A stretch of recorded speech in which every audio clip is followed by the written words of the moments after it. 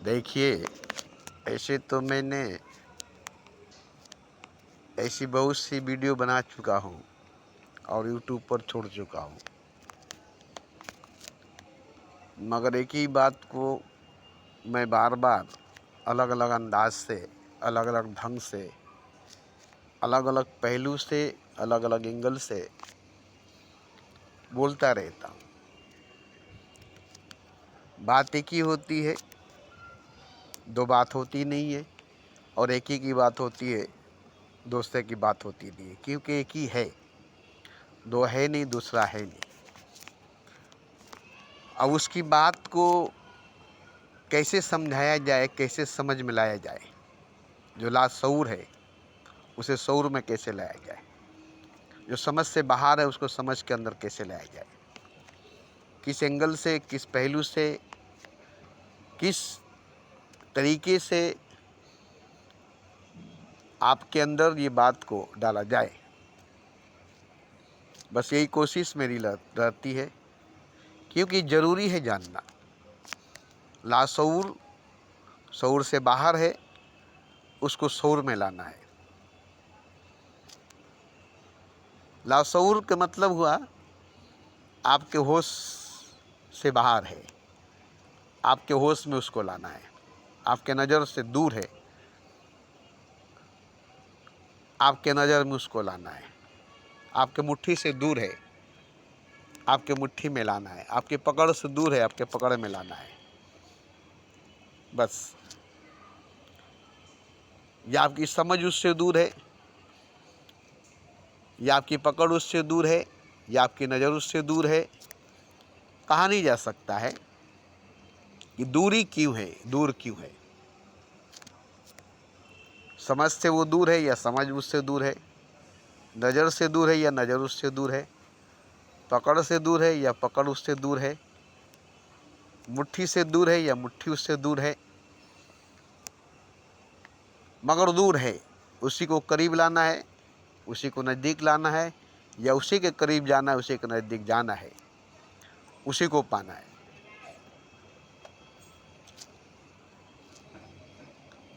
अब उसके लिए मैं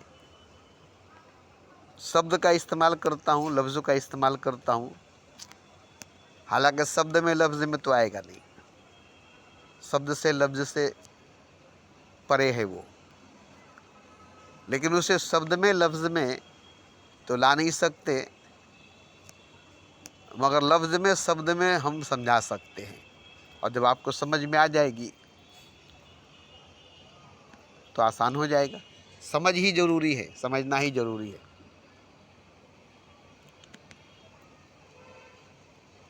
तो एक ही शक्ति है पूरे ब्रह्मांड में, पूरे कायनात में, अखंड,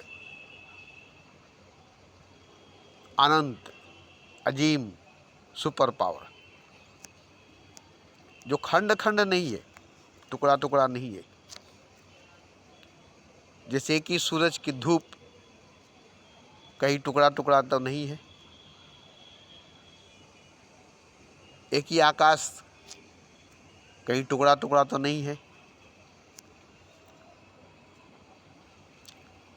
इसी तरह से शक्ति खंडित नहीं होती, खंड खंड नहीं होता, अखंड है, अनंत है, अजीम है, विराट है, अनलिमिटेड है। मगर वो पूरे ब्रह्मांड को, पूरी कायनात को, सारे मखलूक़ात को, हर प्राणी, हर जीव, यहाँ तक कि हर निर्जीव को भी, जैसे बिल्डिंग है, ये निर्जीव है, इसके अंदर जितने सामान है, सोफ़ा, फर्नीचर, लाइट वगैरह, ये सब निर्जीव है। इसमें जीव नहीं है, निर्जीव है, मगर इसमें शक्ति है, पावर है, ऊर्जा है, निर्जीव नहीं है। फिर भी एक एक जर्रे में, एक एक अणु में वो निर्जीव है, एक एक कण में पूरा ब्रह्मांड, पूरा कायनात, पूरा ईश्वर, पूरा खुदा है। इसीलिए कण कण में है भगवान, जर्रे जर्रे में है खुदा, और अंत में आएगा कि कण कण ही है भगवान, जर्रा जर्रा ही है खुदा। हर जर्रा खुदा है, हर कंकड़ शंकर है।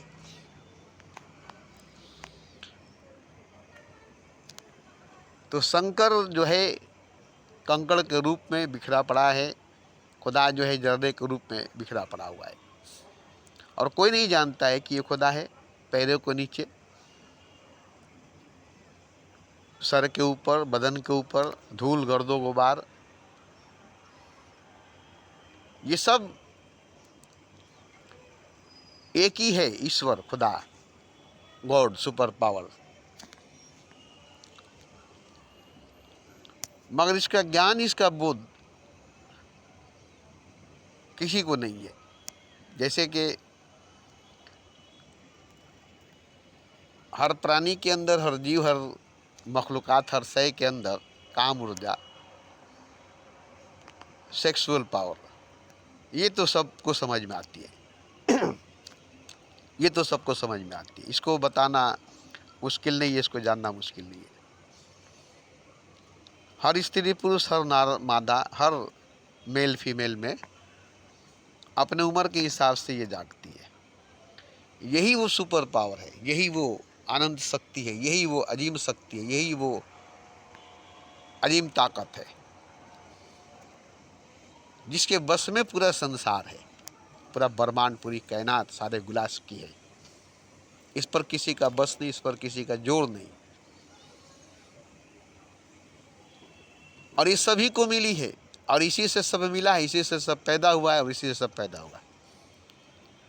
और देखिए, हर चीज़ में, हर पदार्थ में, हर शय, हर मखलूकात में, हर घास भूस, फल फूल, जड़ी बूटी, दूध घी मक्खन में एक ही शक्ति, एक ही पावर, एक ही ऊर्जा है। यहाँ तक के दौलत में, सोने में, चांदी में, हीरे में, जवाहरात में,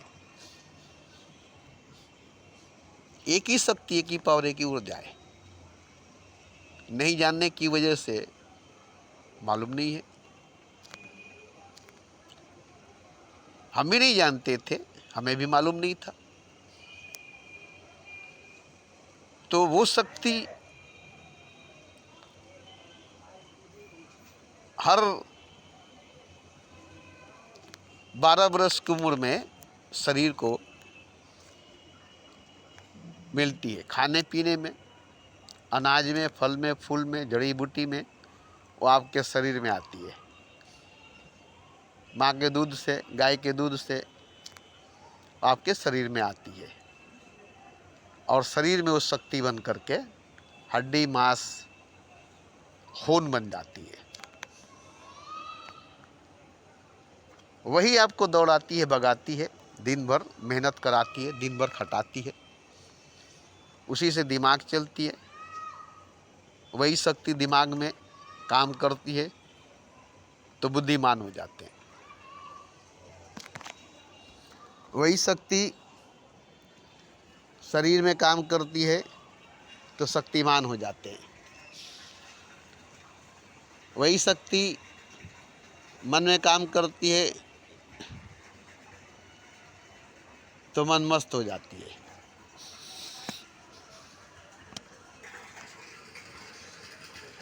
तो साधारण मनुष्य नहीं जानता है इस शक्ति को, नहीं पहचानता है इस शक्ति को, इस पावर, इस ऊर्जा, इस ताकत को, जानता ही नहीं है, जबकि उसके अंदर मौजूद है, जागता है। काम ऊर्जा, काम ही राम है और राम ही काम है, सेक्स ही गॉड है, गॉड ही सेक्स है। अब ये किसी से बोला जाए, किसी से कहा जाए तो लोग गलत मानेंगे। कहाँ काम, कहाँ राम, कहाँ सेक्स, कहाँ गॉड, जबकि एक ही है। स्थान की फर्क है। आपके मूलाधार में, नफ्स में, इंद्री में अगर ये जागी है तो इससे आनंद मिलेगी, इससे आनंद मिलेगा। घंटा भर के लिए, 2 घंटे के लिए, जब तक आप मीटिंग करेंगे, मिलन करेंगे, सेक्स करेंगे, जना करेंगे, 2 शरीर जब तक जुड़े रहेगी तब तक आनंद मिलेगी। तो इसमें थोड़ी सी शक्ति है, घंटे भर की, 2 घंटे भर की, और ये आपको 2 घंटा आनंद देती है। मगर यही शक्ति जब आप इसको ऊपर के तरफ ले जाएंगे, ऊपर के तरफ उठाएंगे, साधना करके, ध्यान करके, तपस्या करके या प्रेम करके, ये आपके हृदय चक्र को एक्टिव करेगी, अनाहत चक्र को एक्टिव करेगी। तो जब ये हृदय चक्र को एक्टिव करेगी, अनाहत चक्र को एक्टिव करेगी, तो यहाँ प्रेम होगी, मोहब्बत होगा। अब आपसे प्रेम होगी, आपसे मोहब्बत होगा। आप प्रेम करेंगे, आप मोहब्बत करेंगे। अब ये शक्ति, ये ऊर्जा प्रेम करने में, मोहब्बत करने में खर्च होने लगेगी, मगर ये खर्च नहीं होगी, अब ये बढ़ेगी। फ़र्क देखिए, इंद्री में है, नफ्स में है, काम वासना में है, सेक्स जना में है, तो ये खर्च होती है, क्योंकि ये बह जाती है पेशाब के रास्ते से, इंद्री के रास्ते से, नफ्स के रास्ते से ये शक्ति बह जाती है, तो यहाँ खर्च होती है। मगर हृदय में जब आ जाती है, हृदय चक्र में जब आ जाती है, तो यहाँ खर्च नहीं होती है। अब फर्क देखिए, प्रेम में खर्च नहीं होती है, वासना में खर्च होती है, मोहब्बत में खर्च नहीं होती, जना में खर्च होती है, इश्क में खर्च नहीं होती, सेक्स में खर्च होती है। अब यहाँ देखिए कि खर्च कहाँ होती है, बर्बाद कहाँ होती है, नफ्स में, इंद्री में, पेशाब के रास्ते में। मगर जब हृदय में आ जाती है, तब यहाँ खर्च नहीं होती है, यहाँ आकर के बचना शुरू हो जाती है, बचती है। अब जब बचती है तो बढ़ने लगती है, यहाँ आकर के बचती भी है और बढ़ती भी है, इसका विकास, इसकी तरक्की होने लगती है। अब हृदय चक्र सबसे बड़ा चक्र है, सातों चक्र से बड़ा चक्र हृदय चक्र, जो बीच में है। मूलाधार के बाद स्वादिष्टान है, स्वादिष्टान के बाद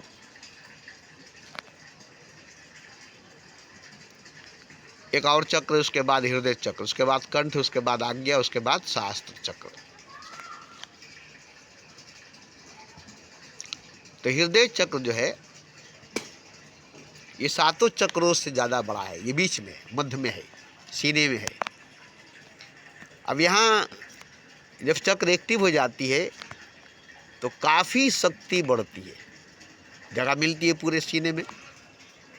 बॉडी में देख लीजिए, सीने में, छाती में कितना जगह है, कितना बड़ा चक्र है। अब उसको शक्ति मिलती है, जितना वो खिलता है, जितना वो चलता है, जितना वो नाचता है, जितना वो चक्र काटता है, एक ऊर्जा पैदा होती है, शक्ति पैदा होती है, बढ़ते चली जाती है, बढ़ती चली जाती है। यहाँ विकास होती है, तरक्की होती है।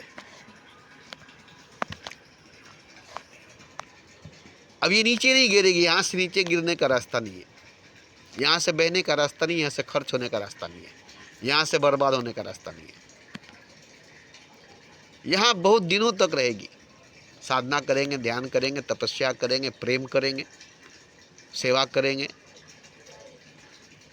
सत्संग करेंगे, चर्चा करेंगे, ये शक्ति आपको ये सब करने पर मजबूर कर देगी। ये ताकत, ये ऊर्जा, ये एनर्जी, ये पावर आपको ये सब करने पर मजबूर कर देगा। और ये सब आप नहीं करेंगे तो आपको बहुत दुख होगा, तकलीफ होगी, पीड़ा होगा। ये शक्ति आपको दुख देगी, तकलीफ देगी, पीड़ा देगी, आपको बर्दाश्त नहीं होगी।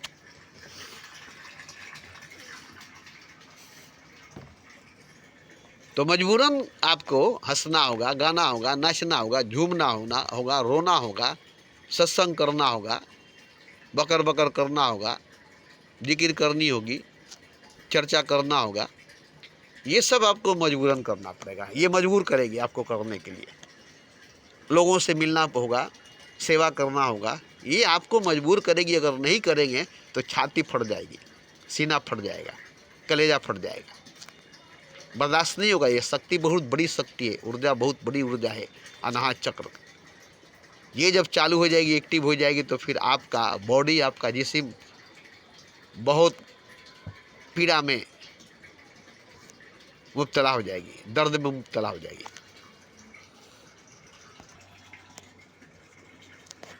तो इसमें आप अपने आप आपसे साधना, तपस्या, ध्यान, प्रेम, सेवा, सत्संग, चर्चा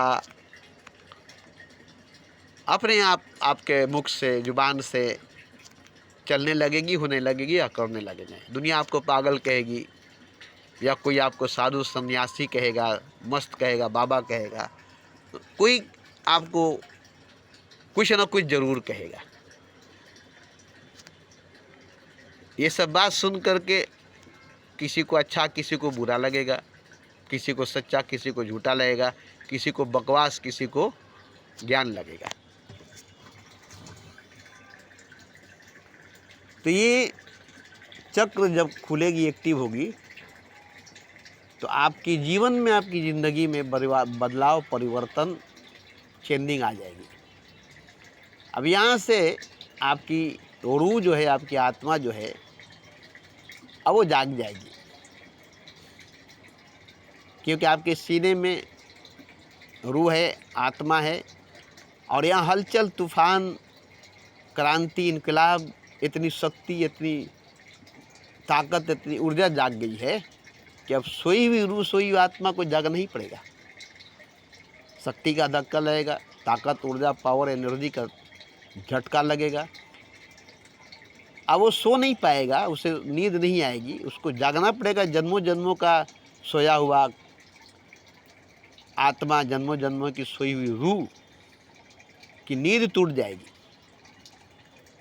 वो अब उसको जागना ही पड़ेगा, उसको जगा ही देगा, क्योंकि शक्ति, एनर्जी, पावर इतना उसके आसपास घूम रही है, जैसे तूफान आ जाता है। यही शक्ति, ऊर्जा जंग के मैदान में लड़ने वाले, WWF में लड़ने वाले या पहलवान और जो बुद्धिजीव हैं, बुद्धि चलाते हैं, और जो राजा महाराजा है जो शासन करते हैं, यही शक्ति चारों तरफ अपने आप बहती है, जैसे हवा बहती है, जैसे धूप चारों तरफ बहती है। कोई उससे सोलर सिस्टम बनाकर अपने घर की बिजली पैदा करता है, पानी से रोककर कोई बिजली पैदा करता है, डैम बनाकर। जैसे धूप को आप सोलर सिस्टम में लेकर के अपने घर के सारे, घर की शहर सोलर सिस्टम से इलेक्ट्रिसिटी का काम कर रही है। पानी जो डैम बनाकर वहाँ से इलेक्ट्रिसिटी का काम हो रही है तो पानी, उसमें से बिजली पैदा होती है तो धूप, इसमें से बिजली पैदा होती है। तो आखिर कैसे बिजली पैदा होती है, कैसे बिजली पैदा करते हैं? तो कुछ तो टेक्निक है इसमें, कुछ तो विज्ञान है इसमें, कुछ तो ज्ञान है इसमें। तो ज्ञान विज्ञान के कारण आप पानी को बिजली बना लेते हैं, पानी से बिजली बना लेते हैं, धूप से बिजली बना लेते हैं। नहीं तो धूप धूप है, चारों तरफ ऐसे ही पड़ा हुआ है, पानी पानी है, चारों तरफ ऐसे ही पड़ा हुआ है। नदी में पानी बह रही है, पहाड़ से पानी बह रही है, मगर विज्ञान हुआ, ज्ञान हुआ तो डैम बनाया गया, डैम से बिजली बनाई गई। ऐसे ही सोलर सिस्टम, जब ज्ञान हुआ, विज्ञान हुआ, तो इसी धूप से बिजली बनाई जाती है। तो ऐसे ही बह रही है अभी भी धूप, ऐसे ही बह रही है अभी भी पानी। और इस पानी से आप, इस धूप से आप देख रहे हैं, फल पकती है धूप से, फूल खिलते हैं धूप से, पानी से खेत खलियान, अनाज, पानी से इंसान भी जिंदा है। नहाना जरूरी है, पीना जरूरी है, बगैर नहाए चलेगा नहीं, बगैर पिए चलेगा नहीं। तो पानी तो शक्ति है, हवा भी सांस लेने के लिए ज़रूरी है, हवा नहीं तो घुटन होने लगेगी। तो ये सब एक ही शक्ति के कई रूप है या शाखाएं हैं, बोलिए। जैसे एक पेड़, उसके कई शाखाएं हैं। तो आप कहेंगे कि 5 महाभूत से संसार बना है, ठीक है, और 5 महाभूत से शरीर बना है, ये भी ठीक है। पंचमुख परमेश्वर, पंचतन के याली, ये जो कहा जाता है 5, मगर असल में आती है तीन। तीन ही ज़्यादा माना जाता है, नेगेटिव, पॉजिटिव और अर्थिंग। न्यूट्रल, एक्टरल, proton, Brahma, Vishnu, Mahesh, Ahad, Adam और मोहम्मद। तो तीन को तो ज़्यादा माना जाता है, और तीन से ज़्यादा होती है तो पाँच, पाँच से ज़्यादा होती है तो सात, सात से ज़्यादा होती है तो नौ, यहाँ तक आकर के रुक जाती है। जब इससे ज़्यादा होती है तो 10, तो दसम द्वार खुलती है। दसम द्वार जब खुलती है तो कई राज, कई रहस्य खुलने लगती है। तब मालूम होती है सच्चाई, तब मालूम होती है हकीकत क्या है। नौ द्वार से नहीं मालूम होगा, नौ द्वारी से नहीं मालूम होगा। जब तक दसम द्वार नहीं खुलेगी, आज्ञा चक्र नहीं खुलेगा, थर्ड आई, तीसरी निगाह, चश्मे बिना, शिव नेत्र, ये जब तक एक्टिव नहीं होगी, नहीं खुलेगी, तब तक राज जो है, रहस्य जो है, वो आपको मालूम नहीं होगा।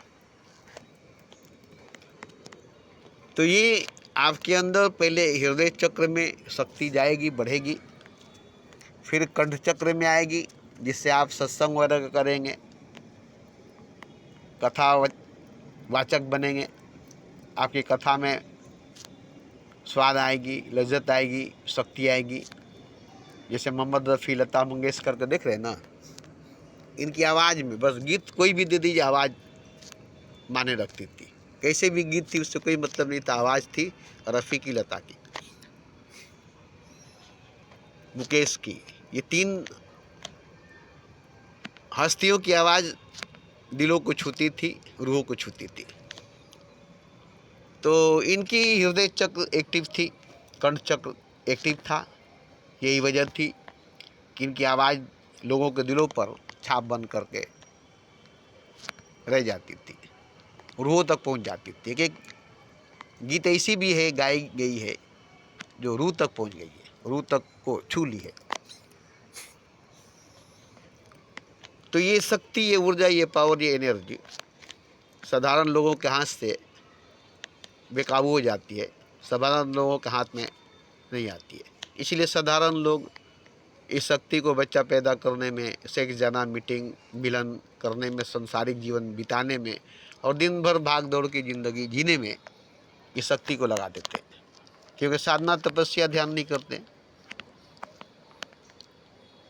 रोज़मर्रा की ज़िंदगी में, डेली की लाइफ में, पूरी लाइफ, पूरी ज़िंदगी आप जोड़ेंगे तो बहुत शक्ति आपने खर्च किया है।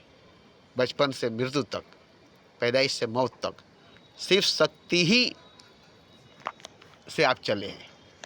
खाने में शक्ति, पीने में शक्ति, धूप में शक्ति, हवा में शक्ति, हर तरफ से शक्ति आपको मिलती जाती है, हर तरफ से शक्ति आप लेते चले जाते हैं, और पूरी जीवन शक्ति से भरी हुई है, एनर्जी से भरी हुई है, पावर से भरा हुआ है। मगर ये आपको इकट्ठा समझ में नहीं आती। अगर बचपन से मौत तक की, जन्म से मृत्यु तक की पूरी जीवन इकट्ठा आपको 1 घंटे में जीना पड़ जाए, पूरी लाइफ को अगर 1 घंटा में जीना पड़ जाए तो आपको समझ में आएगा। मतलब मृत्यु तक की जो जीवन है, जन्म से जो जीवन है, अगर जन्म के बाद 1 घंटा अगर मृत्यु तक की जीवन बच्चा जी ले तो 1 घंटा में ही उमर जाएगा, 1 ही घंटा में उमर जाएगा। पूरी शक्ति से जिएगा वो, पूरी एनर्जी से जिएगा वो, पूरी जीवन को 1 घंटे में जी लेगा। और 1 पल में भी जिया जा सकता है। पूरी लाइफ को, पूरी लाइफ की शक्ति को 1 पल में भी जिया जा सकता है। ये आपके ऊपर है। उसको टुकड़ों टुकड़ों में, कतरों कतरों में, बूंद बूंद में खर्च करे, या उसको एक ही बार सागर में, समुद्र में खर्च कर दे, एक झटके में। तो एक झटके में अगर खर्च करेंगे तो आपको ये जो झटका आपको लगेगा, ये आपको ऊपर की तरफ ले जाएगा, ये आपको परमात्मा तक ले जाएगा, परमात्मा तक पहुंचाएगा। एक झटके में पूरी जिंदगी का निचोड़ पूरा जीवन का निचोड़ शक्ति को इकट्ठा जमा करके आप एक झटका खाएंगे, ईश्वर के पास, खुदा के पास पहुंच जाएंगे। और उसी को थोड़ा थोड़ा थोड़ा थोड़ा करके आप भटकते रह जाएंगे, ईश्वर के पास नहीं जाएंगे। कोई भी गया है तो अपने पूरी जीवन को दाव पर लगा कर गया है, पूरी लाइफ को एक झटके में, एक दाव पर पूरी बाजी लगा दिया है और वही जीत गया है। जो डर डर के जिया है, जो मर मर के जिया है, वो कभी ईश्वर को नहीं पाया है। अब देखिए, ईश्वर को नहीं पाने की वजह बताया गया है कि ईश्वर क्यों नहीं मिलता है, क्यों दिखाई नहीं देता है, जबकि ईश्वर है आपके सामने, आपके पास। और सच पूछिए तो ईश्वर है आप, सब ईश्वर ही है, सब ईश्वर ही है। अरे कंकड़ शंकर है, जर्रा खुदा है, तो आप खुदा क्यों नहीं है, आप शंकर क्यों नहीं है? जहाँ जर्रा खुदा है, जहाँ कंकड़ शंकर है, जहाँ पत्थर भगवान है, जहाँ मूर्ति भगवान है, वहाँ इंसान खुदा क्यों नहीं, मनुष्य भगवान क्यों नहीं है? तो मानुषी भगवान, इंसानी खुदा है। तभी तो मूर्तियाँ बनी है भगवान की, इंसान की, राम की, कृष्ण की, बुद्ध, महावीर, नानक और मोहम्मद की। क्यों? वो लोग भगवान थे तभी तो वही लोग भगवान थे, वही लोग भगवान हैं। और मनुष्य भगवान नहीं, और इंसान खुदा नहीं है, और जर्रा भगवान नहीं, और पदार्थ खुदा नहीं है, परमात्मा नहीं है तो सब एक ही, अलग अलग अलग अलग नहीं है, मगर आपको अलग अलग दिखाई देती है, खंड खंड दिखाई देती है। जैसे बरसात में पानी बरसती है तो बूंद बूंद, कतरा कतरा बरसते हुए दिखाई देती है, मगर ऊपर जाकर देखिए तो कतरा कतरा नहीं बरसती है। वहाँ से एक बारिश, बादल पानी छोड़ती है और ज़मीन पर गिरते गिरते हवा उसे रेजा रेजा कर देती है। कतरा कतरा बादल से पानी नहीं आती है, बूंद बूंद बादल से पानी नहीं निकलती है। बादल एक बैग उड़ेल देता है सारा पानी, बिजली गरजती है, बादल फटती है, सारा पानी, मगर वहाँ से ज़मीन तक आते आते हवा उस जो है पानी को रेजा रेजा, कतरा कतरा, बूंद बूंद करके बिखेर देती है, चारों तरफ फैला देती है। तब आपको लगता है कि कतरा कतरा बरसती है, बूंद बूंद, लेकिन बूंद बूंद पानी नहीं बरसती है, कतरा कतरा पानी नहीं बरसती है। ज़मीन पर आते आते कतरा बन जाती है, बूंद बन जाती है, हवा उसे बिखेर देती है, हवा उसे कतरा कतरा कर देती है। तो खैर उससे कोई मतलब नहीं है। इसी तरह से और फिर ज़मीन पर आकर के सैलाब बन करके एक हो जाती है, देखते हैं ना। और सैलाब बन करके नदी नाले से होते हुए, दरिया से होते हुए समुद्र में जाकर वापस समुद्र बन जाती है, वापस अपनी पोजीशन में, अपनी हालत में आ जाती है। तो इसी तरह से ये शक्ति, जो पावर जो है, ऊर्जा जो है, सभी के अंदर मौजूद है, सभी को हासिल है, सभी को मिला है। अब कोई इसको संसार में जीने के लिए, परिवार में जीने के लिए, संसार को पाने के लिए खर्च करता है। जैसे सिकंदर, फिरौन, नमरूद, सद्दाद, अबराहा, बहुत सारे राजा महाराजा संसार को पाने के लिए, स्वर्ग को पाने के लिए इस शक्ति का प्रयोग किए, इस ताकत का इस्तेमाल किए। मगर कुछ ऐसे भी हुए जो मनुष्य भगवान को पाने के लिए, इंसान खुदा को पाने के लिए इस शक्ति का प्रयोग किए, इस ताकत का इस्तेमाल किए। तो जो लोग संसार को पाने के लिए शक्ति का प्रयोग किए, इस ताकत का इस्तेमाल किए, वो लोग शक्ति का बर्बाद कर दिए, शक्ति को बर्बाद कर दिया। संसार तो मिला नहीं, न रावण को मिला, न कंस को मिला, न फिरौन को मिला, न अब्राहा को मिला, न सिकंदर को मिला। और इनकी सारी जीवन, सारी शक्ति खत्म हो गई, सारा ऊर्जा खत्म हो गई, मिला कुछ नहीं, मिला कुछ भी नहीं। मगर जो लोग ईश्वर को पाने में, खुदा को पाने में इस एनर्जी को, शक्ति को लगाए, तो ईश्वर मिला, खुदा मिला। और ईश्वर नहीं मिला, खुदा नहीं मिला, बल्कि यही ईश्वर हुए, यही खुदा हुए। अब यहाँ देखिए कि शक्ति को संसार में नहीं लगाए, संसार को पाने में नहीं लगाए, ईश्वर को पाने में लगाए, खुदा को पाने में लगाए। तो ईश्वर तो कोई है नहीं, कुछ है नहीं, शक्ति है, पावर है, ऊर्जा है। मगर ईश्वर को पाने में लगाने की वजह से, लगाने के कारण स्वयं ईश्वर हो गए, स्वयं खुदा हो गए, क्योंकि शक्ति में परिवर्तन हो गए, व्यक्ति शक्ति में बदल गया। और व्यक्ति व्यक्ति नहीं रहा, शक्ति बन गया। शक्ति व्यक्ति बना, पदार्थ बना, कंकड़ पत्थर बना, अनाज बना,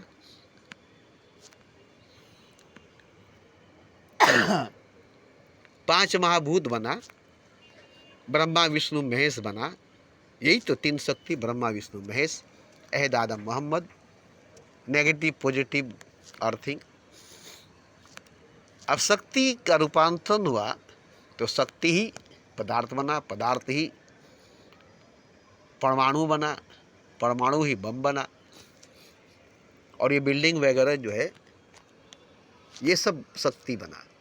व्यक्ति भी वही बना, मनुष्य भी वही बना, पशु पक्षी, पेड़ पौधा, फल फूल, अखरोट बादाम पिस्ता, अनाज, जड़ी बूटी, मर मसाला जो भी है, नमक वगैरह, सब एक शक्ति के कई रूप है, बहुरूपी भगवान। और सब में एक ही चीज़ है, शक्ति, एनर्जी, पावर, ताकत। भले ही लज्जत अलग अलग है, मजा अलग अलग है, स्वाद अलग अलग है, मगर शक्ति एक ही है, रक्त एक ही है, खून एक ही है। ग्रुप अलग अलग है मगर खून रक्त एक ही है, उसके ग्रुप अलग है बस। तो खून है क्या, ब्लड है क्या, शक्ति है, पावर, ऊर्जा। जैसे पेट्रोल है, डीजल है, गैस है जो गाड़ी में यूज होती है, इस्तेमाल होती है, ऐसे ही खून रक्त। अब ये देखिए कि आप अनाज खाते हैं, खाते क्या है, अनाज खाते हैं, रोटी भात चावल दाल फल फूल वगैरह वगैरह। अब इस अनाज को आज तक कोई साइंटिस्ट खून बनाने का मशीन नहीं बना सका। जैसे शहद बनाने का मशीन आज तक साइंस नहीं बना सका। शहद बनाने का मशीन साइंस नहीं बना सका। ओरिजिनल शहद मधुमक्खी से ही बनेगी, शहद की मक्खी से ही बनेगी। अब यहाँ साइंस फेल हो जाती है। ऐसे ही रक्त जो है, खून जो है, इसको बनाने की मशीन आज तक ईजाद नहीं कर पाई साइंस। और ये सोचिए कि खून बनाने की मशीन हर जीव के अंदर है, हर प्राणी के अंदर है। कुछ भी खा ले खून बनेगी, रक्त बनेगा। रोटी खाए, दाल खाए, भात खाए, सब्जी खाए, मांस खाए, फल खाए, जड़ी बूटी खाए, आपके अंदर जाकर के रक्त बन जाएगी। अब ये बताइए कि कौन सी मशीन है हर मनुष्य के अंदर, हर शय, हर मखलूक़ात के अंदर जो रक्त बनाती है, खून बनाती है।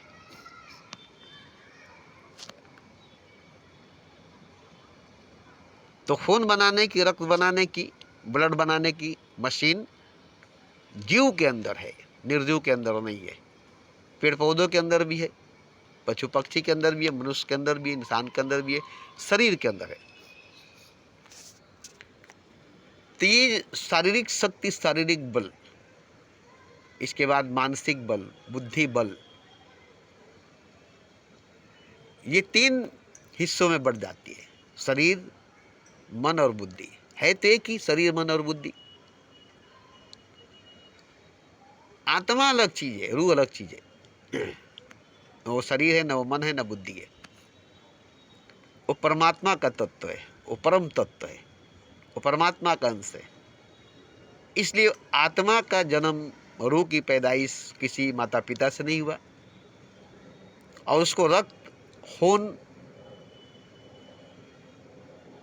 की जरूरत उसको नहीं है। उसका भोजन अलग है, उसका खुराक, उसका ग़िज़ा अलग है। शरीर का भोजन, मन बुद्धि का भोजन, खुराक, ग़िज़ा, अनाज है, फल है, फूल है, मगर आत्मा का नहीं। इसलिए आत्मा का भोजन, रूह का ग़िज़ा, खुराक संसार में नहीं है, बाजार में नहीं है। इसीलिए आत्मा भूखी रहती है, प्यासी रहती है। क्योंकि उसको ग़िज़ा नहीं मिलती है अनाज वगैरह से, तो उसको कुछ होना नहीं है, कुछ मिलना नहीं है।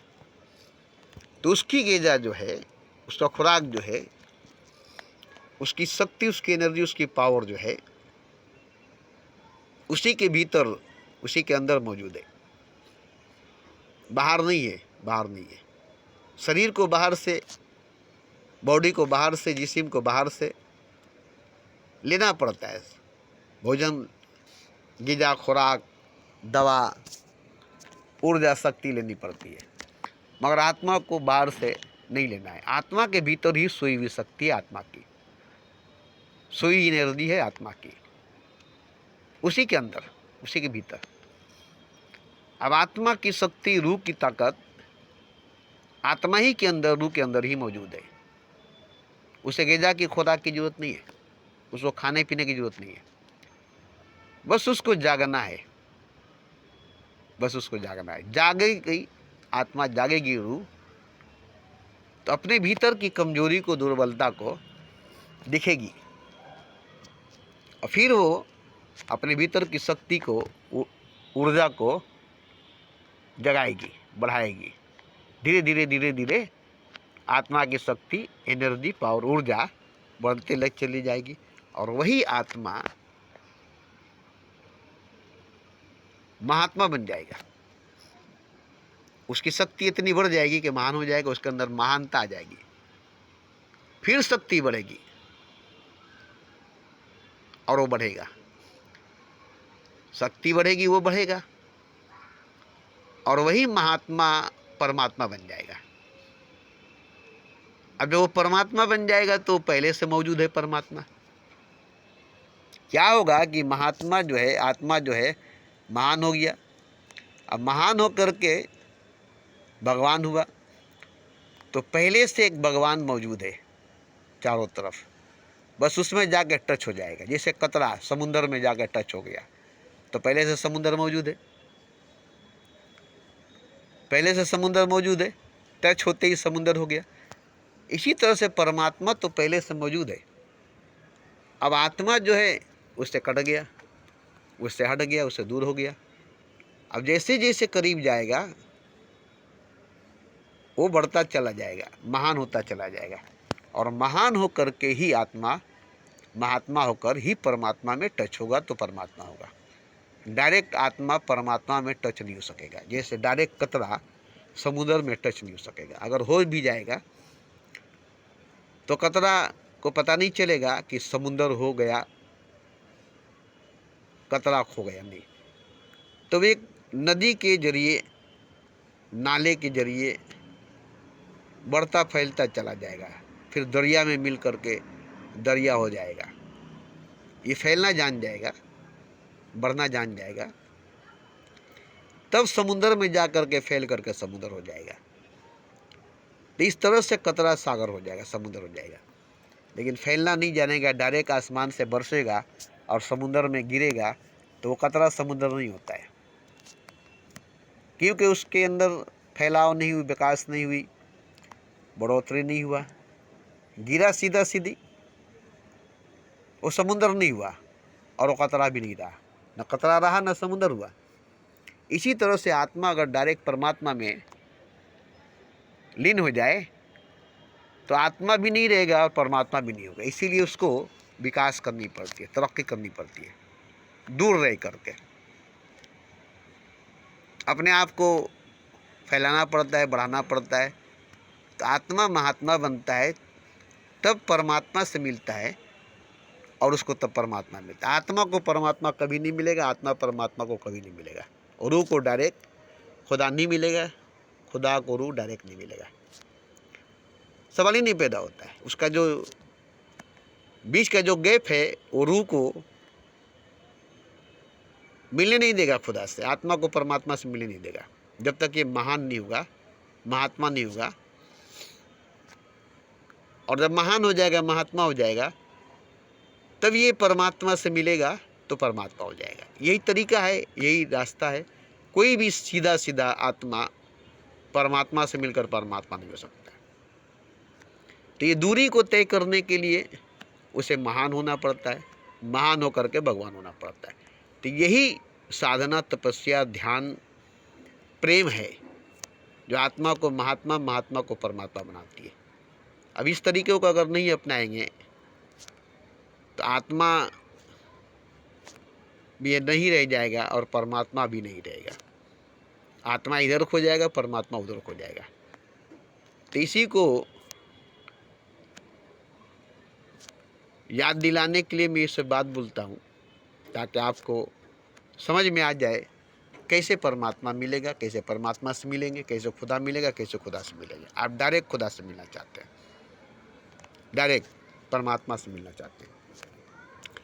और एक चीज़, ये जो धर्म के ठेकेदार हैं, मजहब के ठेकेदार हैं, धर्म के ग्रंथ शास्त्र, वेद, पुराण, उपनिषद है, ये भी आपको परमात्मा से मिलने नहीं देता। हालांकि बताया जाता है कि इससे परमात्मा मिलेगा, खुदा मिलेगा, मगर किसी को इससे परमात्मा नहीं मिला, किसी को इससे खुदा नहीं मिला है। कोई इससे परमात्मा को, खुदा को नहीं पाया। अब ये भी एक बहुत बड़ी बात है कि मजहब ही रास्ता है खुदा तक जाने का, धर्म ही रास्ता है परमात्मा तक जाने का। और ढेर सारे धर्म, ढेर सारे मजहब है जो परमात्मा तक जाने का दावा करते हैं, खुदा तक जाने को दावा करते हैं, खुदा को पाने का, भगवान को पाने का दावा करते हैं। और आज तक साबित नहीं हुआ कि इस धर्म ने खुदा को पाया है, इस धर्म ने परमात्मा को पाया है, इस धर्म में खुदा है, परमात्मा है। क्योंकि धर्म एक पाखंड बन चुकी है, मजहब एक पाखंड बन चुका है, भीड़ बन चुकी है। भीड़ की आत्मा नहीं होती तो परमात्मा कहाँ से होगा? भीड़ में आत्मा नहीं होती तो परमात्मा कहाँ से होगा? अब भीड़ की वजह से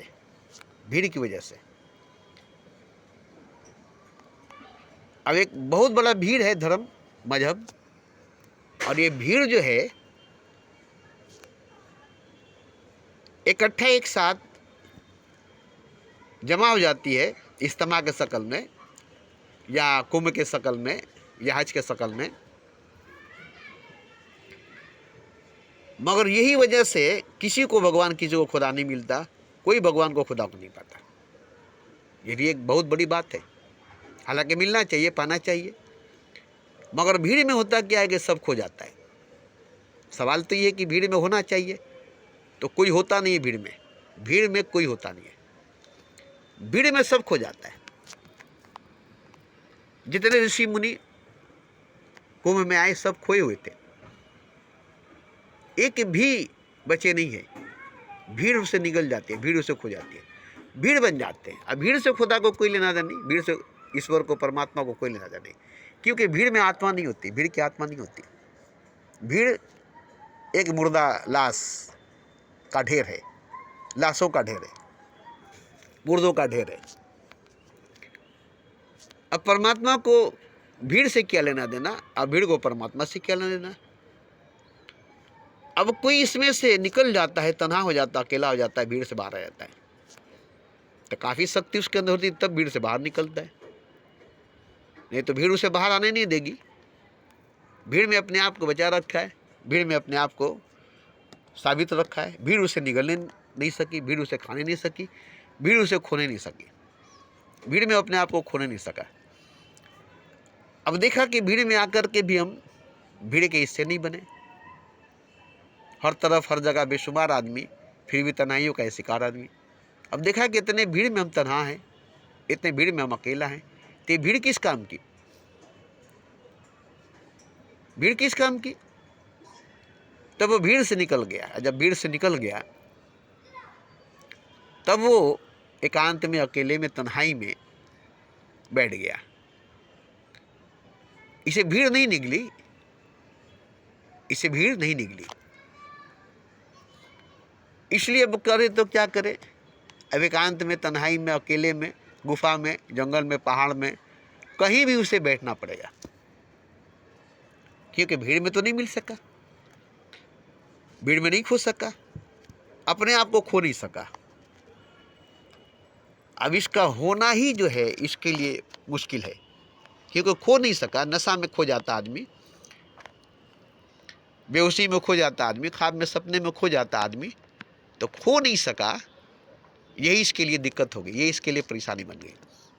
हालांकि खोना चाहा, ये भी कई नशा किया, कई तरह के नशा इख्तियार किया, मगर डूब नहीं सका, खो नहीं सका। तब लास्ट में एकांत में आकर के, तन्हाई में आकर के ध्यान, साधना, तपस्या, समाधि लगाना शुरू कर दिया, प्रेम करना शुरू कर दिया। तो अब ये करने की वजह से विकास होने लगे, तरक्की होने लगा। अब ये फैलने लगा, बढ़ने लगा, अब ये महान होने लगा। और यही अजीम भगवान होने लगा। तो इस तरह से कृष्ण हुए, राम हुए, नानक हुए, मोहम्मद हुए, बुद्ध हुए, महावीर हुए, जो भीड़ में रहकर भी भीड़ में खो नहीं सके, भीड़ इनको निगल नहीं सकी। धर्म के भीड़, मजहब के भीड़, समाज के भीड़, संसार के भीड़, ब्रह्मांड के भीड़, कायनात की भीड़ इन्हें निगल नहीं सकी, इन्हें डुबो नहीं सकी, इन्हें खो नहीं सकी। यही वजह है कि ये लोग जिंदा जीवित रह गए और ये लोग विकास, तरक्की करने लगे। और देखिए, बुद्धू थे, अज्ञानी थे, मूर्ख थे, न कागज न कलम कभी पकड़े थे, न छुए थे, न ग्रंथ शास्त्र वेद पढ़े थे। और देखिए, भगवान हो गए कबीर, बुद्ध भी भगवान हो गए, राम के इस परमहंस वो भी भगवान हो गए, मोहम्मद उम्मी थे वो भी खुदा हो गए।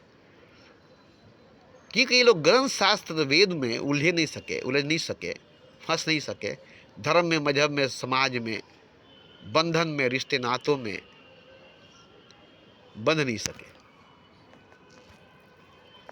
यही वजह है कि अकेले रह गए, एकांत रह गए, तन्हा रह गए, एक रह गए। और यही वजह थी कि मनुष्य तो थे मगर भगवान हो गए, इंसान तो थे मगर खुदा हो गए।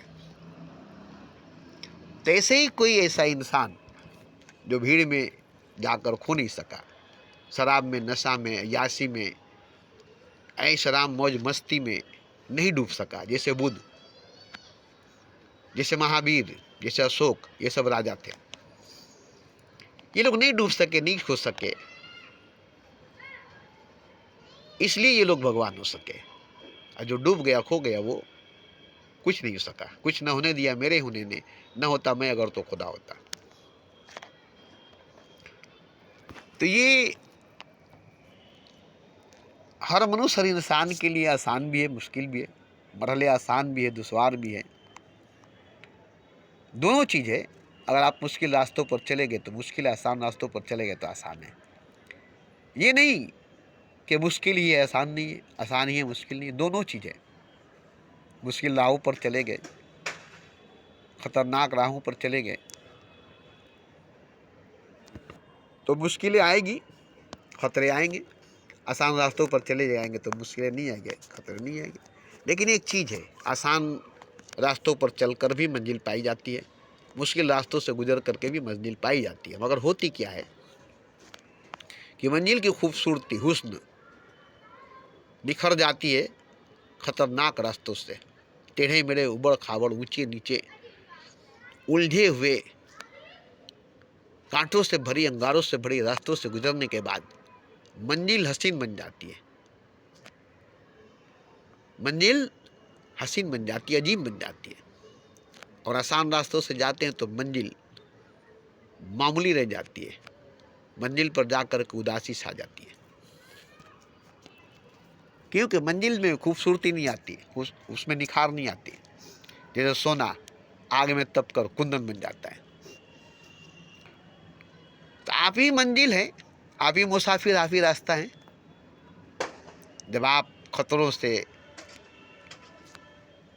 कांटों से, अंगारों से, मौत से, क़यामत से भरे रास्ते से गुजरते हैं तो आप निखरते हैं, बिखरते नहीं है, टूटते नहीं है, निखरते हैं। और आप ही निखरते निखरते निखरते निखरते जैसे आग में सोना कुंदन बन जाता है, ऐसे ही मुसाफिर ही खुद रास्ता है और मंजिल भी है। रास्ता कोई दूसरा नहीं है, रास्ता कोई और नहीं है। खुद मुसाफिर खुद पर चलता है, खुद में चलता है, खुद रास्ता बनता है, मुसाफिर बनता है और आखिर में जा कर के खुद मंजिल बन जाता है। और मंजिल जब बन जाता है तो खुदा बन जाता है।